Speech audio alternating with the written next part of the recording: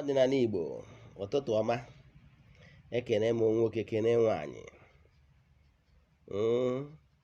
Taata bụ afọ ya fọtara anyị ihe ọma. Akpọkwu ndị nna nna anyị niile, ndị na-anara oke n'afọ, ha bịa nara oke ma gọzikwa anyị n'ụbọchị taa.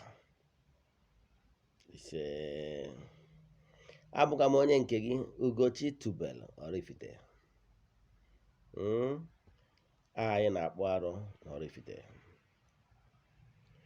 Ihe nji maka ya bịa n'ụbọchị taa bụ ka nkọwa why parents should stay away from interfering from their children that has called. Ihe nji ekwu ihe a bụ ụfọdụ ndị nne na nna eriri ha eri maka ụfọdụ ihe na-etere ndị now, and ọ na-ebutere ụfọdụ ndị mmadụ nsogbu. Ihe nji ekwu ihe a bụ abụ m onye mgbasa ozi ọdịnala, mana ihe nna achị kọwara ọrụ bụ ụgwọ onye na-agba afa wee na-akọwara ndị mmadụ ụfọdụ ihe na-ada apụtabanụ. Ụfọdụ ndị mmadụ ndị nne na nna na-ebugharị mmiri galọn, na-ebugharị ihe dị iche iche, na-esi na one ministry to the other, ebe a na-achọ solution to their problem. Meanwhile, they are the cause of their problem. Ha nwere ike na-eche na nwunye di ha maọbụ onye, mana ọ ha butere ya. Ka nkọwa ya ka ịghọta ya ọfụma. O nwere ike ọ bụrụ na ị mụtara nwa, instead of go nwere etu esi emegbo ịgba afa agụ n'isi nwa gị, mara ihe akara nwa gị si wee ji wee bịa ụwa, mara ihe bụ ihe ụwa ya, guide ya in that direction. Ụfọdụ amụta dada, instead of go nwere imeri ya sọrọ ya etu esi asọrọ nwa dada, mgbe a ya akpụ ya isi, ịhapụ ya ka o jiri aka ya decide ya mgbe ọ chọrọ ka akpụọ dị isi n'ihe a ya eji wekwa ya isi na etu a ga-esi mie. Ije gbọta ofu ofeke na ụdị na ọ bụ onye pastọ maọbụ na ọ bụ onye nwa maọbụ na ọ bụ onye prayer warrior, ofekasị ofe ihe n'ebe nwatakịrị nọ, were kasị abind ya, wee chuo nwatakịrị n'etiti ndị ya na-eso wee bịa ụwa na ndị yi ụwa ya. Nwatakịrị pụtazie ọ bụrụ ofe ede, abụrụ akara oghere a na-enye nsogbu. Ihe ya niile dara ihe gbasara ụzọ ya wee tipịa. Ọ bụrụ ọhazi ka ị haziri, ọ bụrụ onye nke nwa gị tolitere nụ ka isi ka ị pịachara ya ụzọ ya etu esi emegbo na nwata mmadụ na-etolite. Nne na nna ya na-ajụ ese n'ihe gbasara ụzọ ya, mara ụzọ o si aga. Ọ bụ na onye bụ nọọ ya mma atụ, onye bụ na onye ọrụ ahụike mara, idugi ọ bụrụ na ịchọ ka ọ gụọ n'ụdị oyibo, idugi ọ ga-abụ medical doctor. Ma arụ ụtọ na nwunye dị injinia, nwa injinia na-agba ya nne injinia, out of jealous gụnwa, yes gị ga-agụwa na-ene m anya ka m na-agwa, i wee chọọ ka nwa ejekwa gụọ injinia. Ị chọrọ ozi ịma ma ihe gbasara injinia ya nọdị n'akara aka ya, i wee dupụta nwatakịrị, mee nwatakịrị disengage from ihe nyere aka ihe ụwa ya. Mana o nwere ike ọ bụrụ onye ihe ụwa ya bụ na ụwa nke a na ya ga-azọ ndị mmadụ ndụ. Ịghọtara ya? Ichugo nwatakịrị mmadụ. A na-ekwu nwatakịrị na-atagharị ahụfụ, tụcha akwụkwọ, bụrụ graduate, o nwetara ọrụ, o nweta obere oge ọ na obere oge achụwa. Asị na na-achụ mmadụ, anya ya eso na ndị izi anyị achụ, na-eme nwatakịrị eji ana. Eji m nke a wee maatị. E nwekwara ụfọdụ ndị dị iche iche. O nwekwara ndị ya bụ na amụtara nwa gị ya eje pịacha rụọ ọrụ ya ọrụ mmiri ma ọ hazi ihe dị n'ụzọ ya, imeri ya. Rụọ ọrụ ya ọrụ ndị ọgbanje, ndị ọgbọ n'uke, imeri ya. Nwatakịrị pụtazi oji ebe dị obere oge ọgbapụta, ọnụ ofu nụ ya bụ ofu ihe esebe nye na di ya okwu, anyị ekwe ndozi agbasa, imeri ya. Ihe ị nọwụ ịda akọ n'elu na-akọ n'ala, nke ọrụ dịka nna ịrụlọ, ọrụ dịka nna ịrụlọ. Nwatakịrị na ọ na-eje eje ana. Nwatakịrị chi ya ebegidezi arịrị, o bugharịkatago mmiri nsọ galọn, bugharịwa ọya, jekọta vigil, from vigil to vigil, nowhere.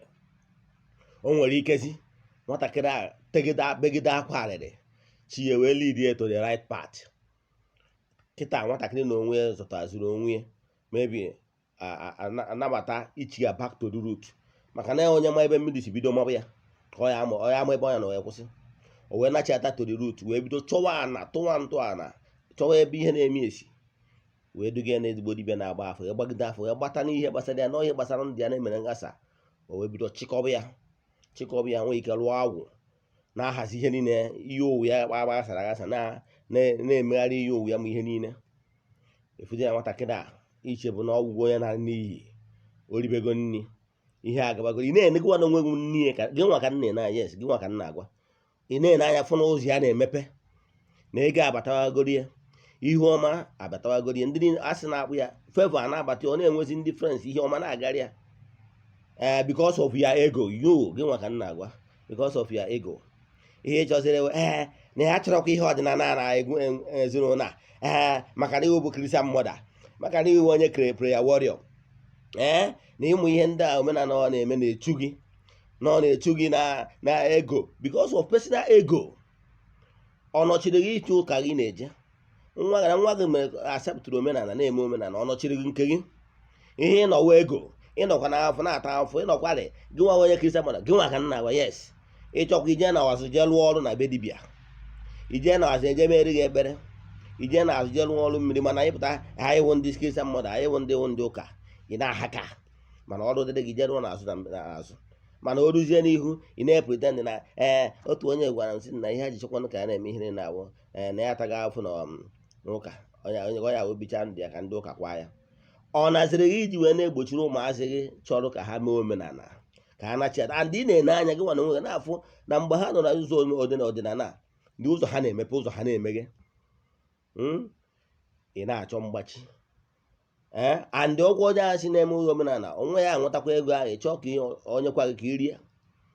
mana emeka ịpụtara ihe na ha ọdịnala abụrị na ụka ndị onye eriri eri ihe na-achọ ịkọwara ụnụ bụ kwụsị na ebutere onwe unu nsogbu ịmara na nwa gị anyị na-achọ ka ị frustrate ya ka ọ ghara ịza kọl ndị kpọrọ ọlụ nke kpọrọ ọlụ ịmara na ezumezu mmụọ na be nna ya kpọrọ ọlụ ma ọ na be nna ya kpọrọ ọlụ i wee buru onwe gị ka ije tinye in between ka ọ bụrụ gị because na ya ka i wee savụọ ya personal ego ị chọzie ka isi ya arụ n'anya bụ ọlụ maka ihe mmadụ ga-ekwu ịnụfụrụ ya mgbe i wezi onwe gị etinye na in between ndị kpọrọ ọrụ si na ọma arụ nya bụ kọlụ because of na ego personal ego asị na nwa misis na nwa gị na-agọzi mmụọ wee pịawa agha azụ ịmarọ gị nwa ya yes gị nwa ka m na-ekwu ịma na mgbe ị na-eje esi ọnwụ na-asị gị o mechaa ihe sị ka ị mesasị ya o mechasị ihe ịma ọnụ onwe ka ị na-egbu ọ gị kpọrọ ọrụ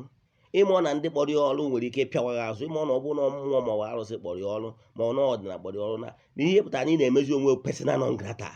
ị na-emezi onwe onye ilo ha dị afọ ihe ikotara iwere isi buru ọtụtụ ndị nne na nna na-aya ahụ dị iche iche amaghị ihe a na-arịa amaghị ihe a na-agwọ ejela abasị na onwere ihe afọ mana onye a na-emina ịmara na ụfọdụ ahụhụ ụfọdụ ụnụ na-aya na aka mmụọ dị ya ịmara ị na-eche ka agwa gị tata asị nka m kwuo ya ihe m na-ekwu na nkụzi na-ekuzi kwa ụbọchị n'ọdịnala abụrụ m na-echuzie mgbe ụfọdụ ọ nwere ike wụ mmecha midnight agwa m na ihe m na-ekuzi n'ụbọchị ya so ụbọchị taa ọ ndị nne na nna ka m kwetara ịnụta vidiyo sendịara ya ndị nne na nna gị ihe m na-achọ ịkọwara gị eburu onye nne na nna chaa n'ụzọ akpa gị ịcha n'ụzọ ada akpọ ọga na express ada ahụ ọka na fleet station ọ bụrụ na ị marọ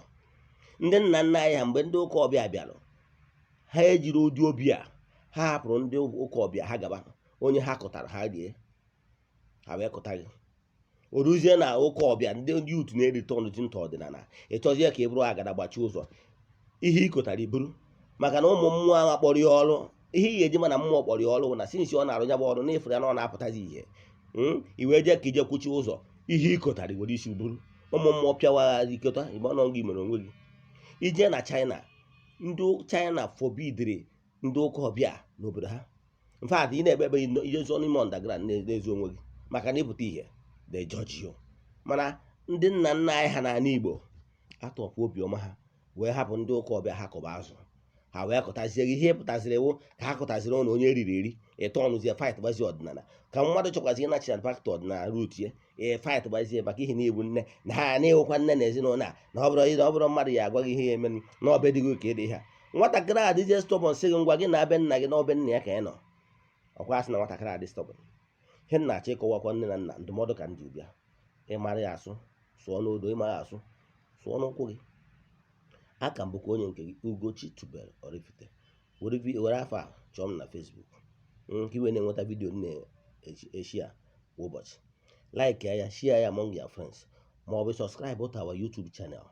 ka ị na-enweta nkụzi ọdịnala kwa ụbọchị ka m kpọọ akara WhatsApp m maka ịchọ meseji maọbụ na ozi ị chọrọ ịjụ maọbụ ajụjụ ị chọrọ ịjụ m 0805 7837 672. Igbo makanụ anyị nwee mmeri maka na ndị nna nna anyị ha sonyere anyị n'ọgụ a. Ya gazienụ n'ọfọ.